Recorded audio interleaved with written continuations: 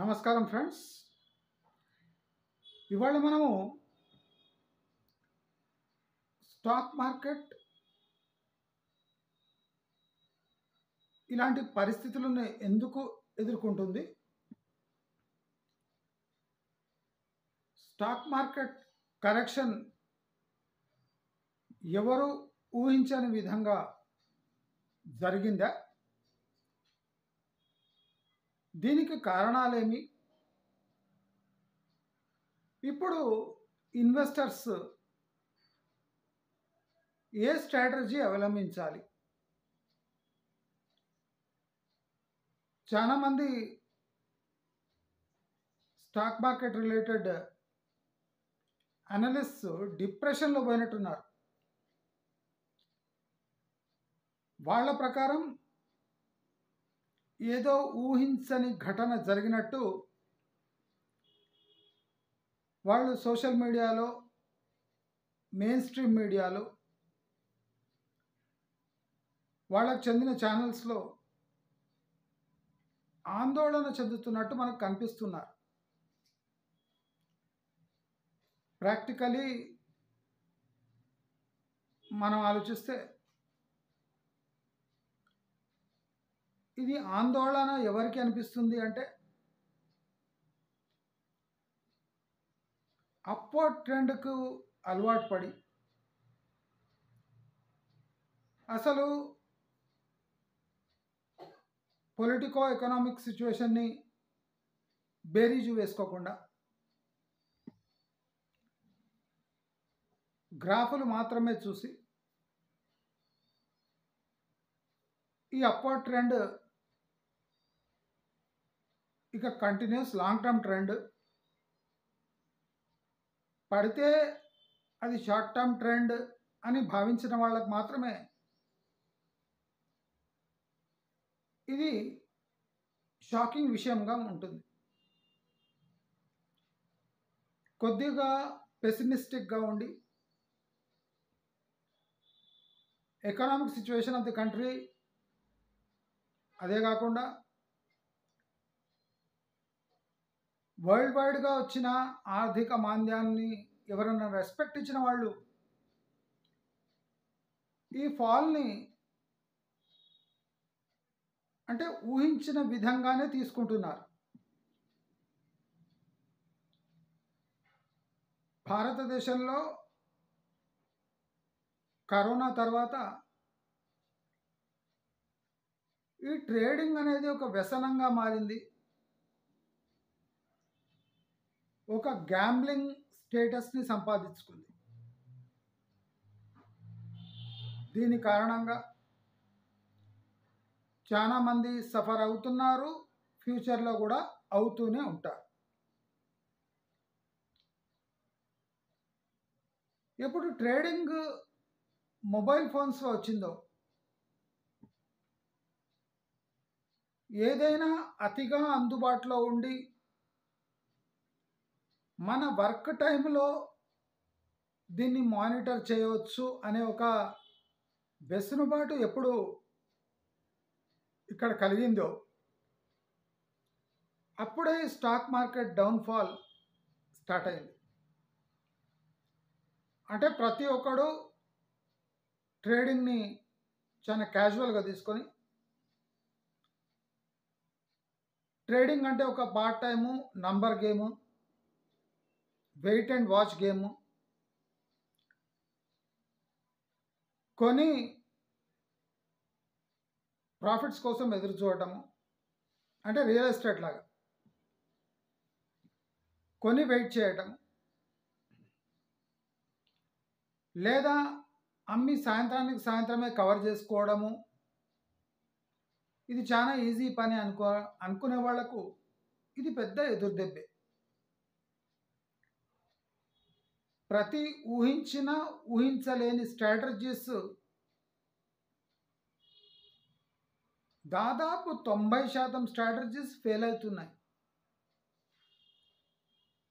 మరి ఇలాంటి సిచ్యువేషన్లో ఈ స్టాక్ మార్కెట్లో ఇన్వెస్ట్ చేయవచ్చా, చేసి ప్రాఫిట్స్ సంపాదించవచ్చా? సంపాదిస్తే ఎంతవరకు సంపాదించవచ్చు? ఇది ప్రధానమైన ప్రశ్న. నాకు వ్యక్తిగతంగా నేను చాలా పెసిమిస్టిక్ పర్సన్. అంటే కీడెంచి మేలెంచుతా.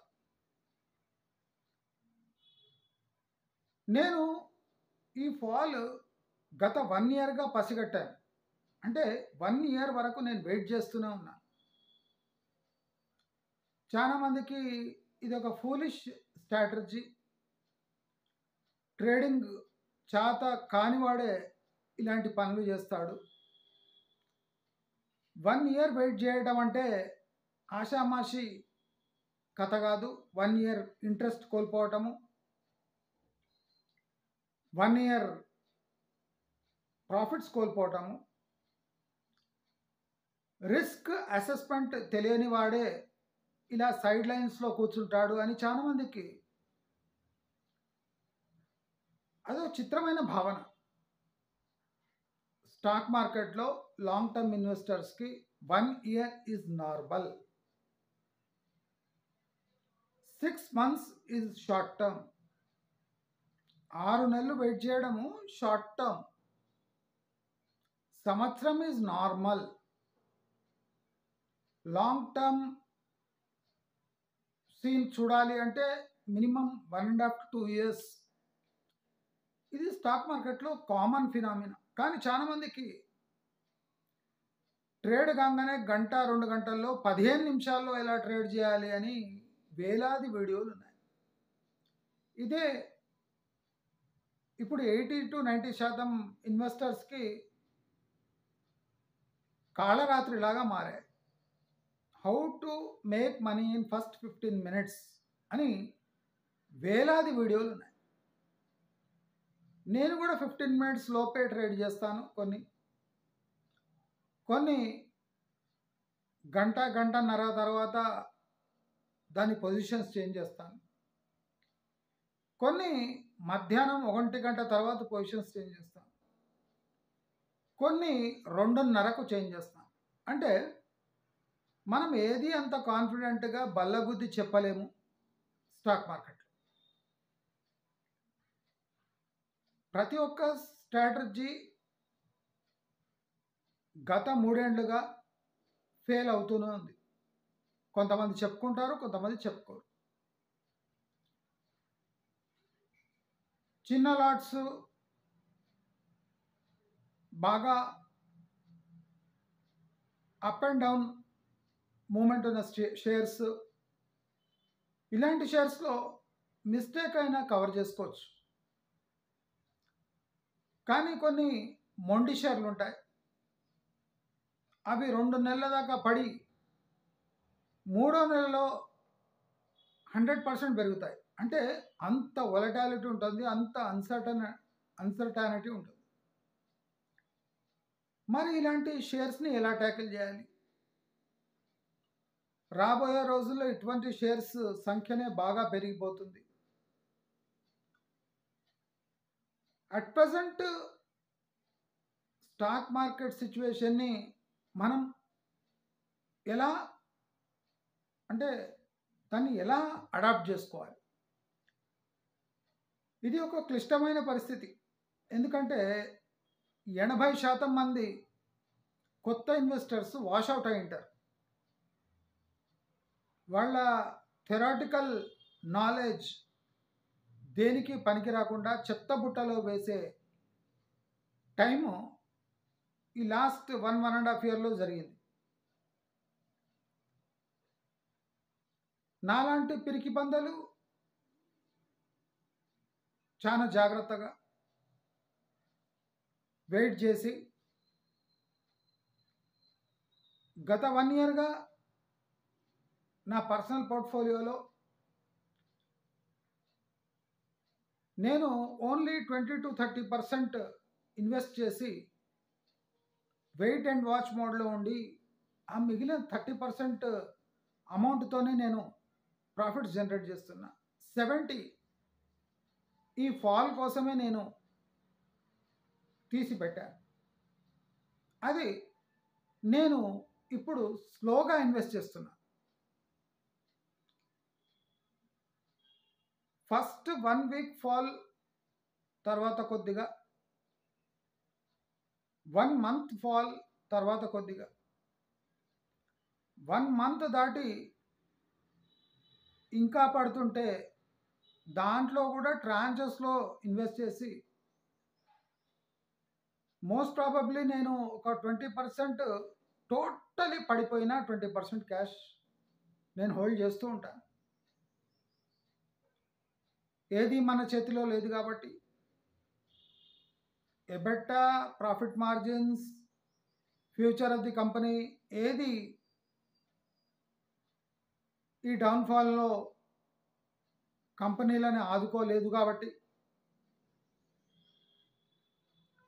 జొమాటో అనే షేర్ తప్ప వేరే షేర్స్ బాగా ఒడిదుడులకు అంటే అప్స్ అండ్ డౌన్స్కి లోనైనాయి. అంటే ఈ ఫాల్లో మనం ఒక 2% స్టాక్స్ ఈ షాక్ని ఎదుర్కొని గట్టిగా నిలబడ్డట్టు మనకు కనిపిస్తాయి. 95 to 98% స్టాక్స్ ఈ దెబ్బకు సఫర్ అయినట్టు మనకు తెలుస్తుంది. ఏ గ్రూప్ స్టాక్స్ని పక్కన పెడితే ఇప్పుడు బి గ్రూప్, B+ స్టాక్స్, కొన్ని ట్రేడ్ టు ట్రేడ్ స్టాక్స్, ఇవన్నీ సర్క్యూట్స్ పడి పడి పడి పడి లాస్ట్ స్టేజెస్లో ఉన్నాయి. స్టాక్ మార్కెట్లో ఏం జరుగుతుందంటే ఎప్పుడు మీ పోర్ట్ఫోలియోలో డబ్బు 60 to 80% ఇన్వెస్ట్ చేయాలనో అప్పుడే వెయిట్ అండ్ వాచ్ మోడ్లో వెళ్ళిపోతారు జనాలు. ఇది స్టాక్ మార్కెట్లో నార్మల్గా జరిగేది. ఈ ఫాల్ 80% కొత్త ఇన్వెస్టర్స్ని పక్కకు జరిపేసింది. ఈ ఫాల్ బాగా ముదిరిపోయిన ఇన్వెస్టర్స్ని కూడా తమ పేషెన్స్ టెస్ట్ చేసేటట్టు చేసింది. ఒక 5 years 3 years నుంచి ఇన్వెస్ట్ చేసే వాళ్ళని కూడా కుదిపేసింది. ఎందుకంటే ఎప్పుడు వాళ్ళు చూసి ఉండరు ఇలాంటి ఫాల్. అంటే ఓవరాల్ అన్ని శ్రేణులకు చెందిన ఇన్వెస్టర్స్ని ఇది భయానికి లోన్ చేసింది. ఇలా అవుతుంది అని నా వీడియోస్లో కూడా గత 1 yearగా మీకు చెప్తూనే ఉన్నాను. ఇన్వెస్ట్మెంట్కి ఎస్కేప్ రూట్స్ అన్నీ క్లోజ్ అయ్యాయి. అందుకోసము టెంపరీగా మీరు FDలో ఇన్వెస్ట్ చేయండి అని చెప్పాను. మీకు గుర్తుకుంటూ ఉంటుంది. నేను ఎటువంటి ఏ ఫీల్డ్లో అడ్వైజ్ ఇచ్చినా risk free investment advise first ఇస్తాను. నేను ఎలాంటి స్ట్రాటజీస్ రిస్క్ తీసుకుంటున్నానో అలా ఎవరిని ప్రేరేపించను. టైమింగ్ మన ఒక్కరి సొంతం కనుక ఆ టైమింగ్ మనకే తెలిసి ఉంటుంది. ఆ టైమింగ్ వేరే వాళ్ళను ఉసిగొల్పలేము, నేర్పించలేము. కాబట్టి ఓవరాల్ మనం స్టాక్ మార్కెట్ పిక్చర్ని చూస్తే మీ అట్లీస్ట్ 60% క్యాష్ ఇప్పుడు స్టాక్ మార్కెట్లో ఉండాలి. అంటే చాలామంది పరిస్థితి అలా లేదు, అందరూ పైన ఇరుక్కుపోయారు. ఇప్పుడు స్టాక్ మార్కెట్ ఒక 5% పెరిగినా ఎవరు తమ పోర్ట్ఫోలియోలో ఉన్న స్టాక్స్ అమ్మే పరిస్థితిలో లేరు.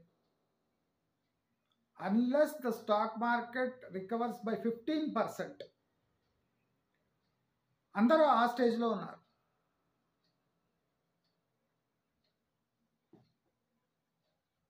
ఎప్పుడు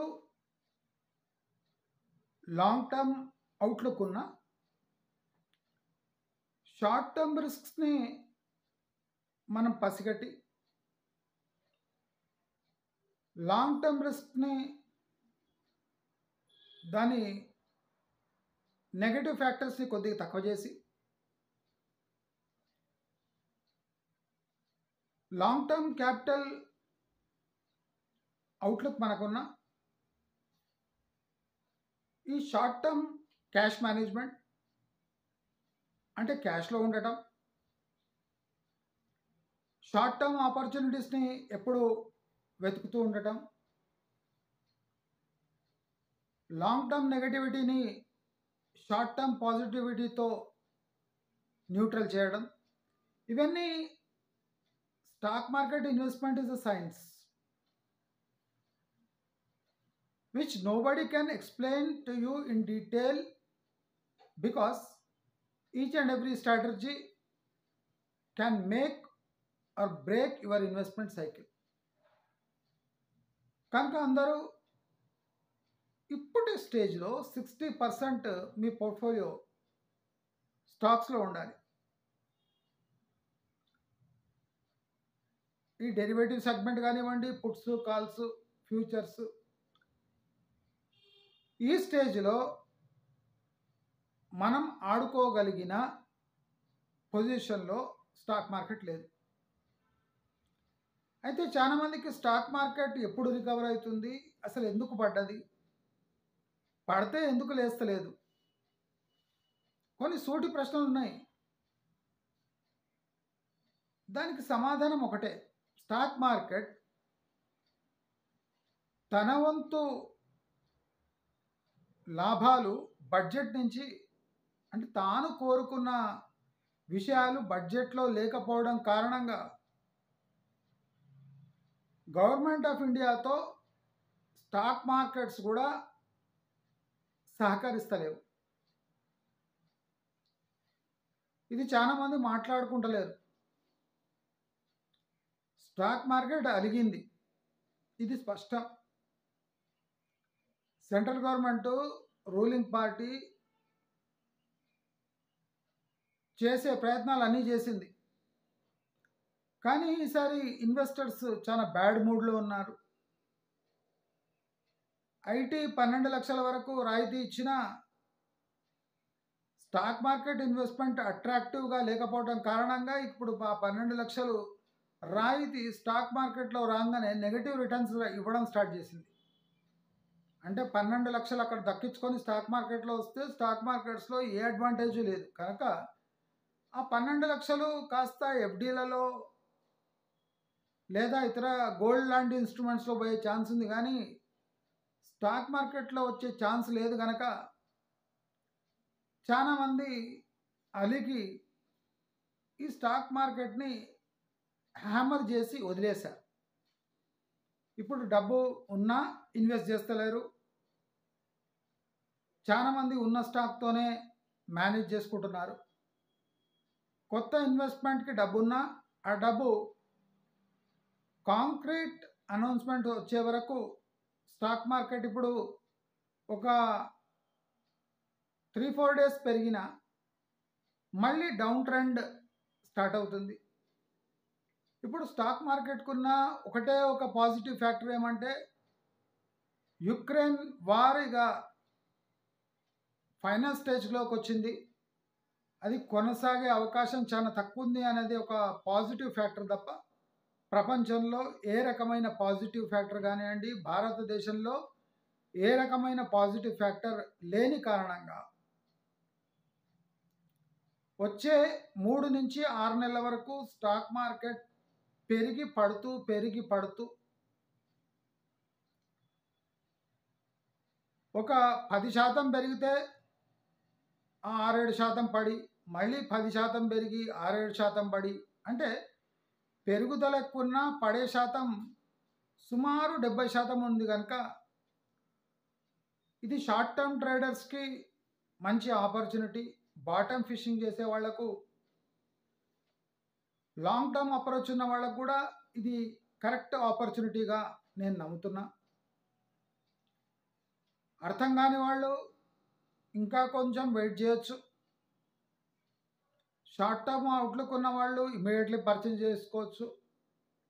లాంగ్ టర్మ్ ఉన్న వాళ్లకు మోస్ట్ సేఫెస్ట్ లెవెల్స్ ఇప్పుడు స్టార్ట్ అయినాయి. సో నేను చెప్పదలుచుకుంది ఒకటే,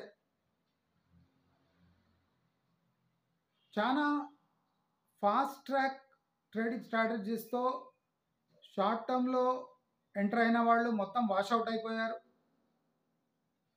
లాంగ్ టర్మ్ వాళ్ళు 5% వాషౌట్ అయ్యారు. మీడియం టర్మ్ వాళ్ళు ఒక 20%, 30% వాషౌట్ అయ్యారు. సో ప్రస్తుతం మిగిలిన ఇన్వెస్టర్స్ ఈ స్టాక్ మార్కెట్ని ఆదుకునే పొజిషన్లో లేరు కాబట్టి, ఎఫ్ఐఐస్ కూడా ఇంకా ఇన్వెస్ట్ చేద్దాము అని డిసైడ్ చేయలేదు కాబట్టి, మార్కెట్ ఇంకా 3 నుంచి 6 నెలల వరకు స్తబ్దంగా ఉండి, మార్కెట్ ఇండెక్స్ వైజ్ పెరిగిన షేర్స్ ప్రైజెస్ మాత్రం చాలా మందగొడిగా జాగ్రత్తగా పెరుగుతాయి అని మీ అందరికీ హెచ్చరిస్తూ, సేఫ్గా ఇన్వెస్ట్ చేయండి, సెక్యూర్గా ఇన్వెస్ట్ చేయండి. ఇన్వెస్ట్ చేయడం చేత కాకపోతే ఎఫ్డీలలో పెట్టండి.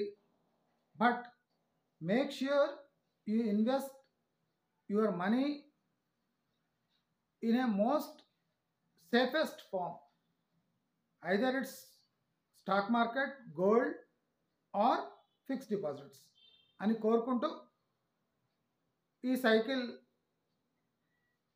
ఇది డౌన్వర్డ్ సైకిల్, ఒక షార్ట్ సైకిలే అనుకోవచ్చు. కానీ షార్ట్ సైకిల్లో చాలా భయంకరమైన ఒడిదుడుకులు మనం చూడొచ్చు అని అందరికీ హెచ్చరిస్తూ, మీరు ఆచితూచి అడుగులు వేయాలి. డబ్బులు ఊరికే రావు, డబ్బులు ఊరుకోవు అనే 2 సూత్రాలను గట్టిగా మీరు ఫాలో అవుతారు అని కోరుకుంటూ నమస్కారం.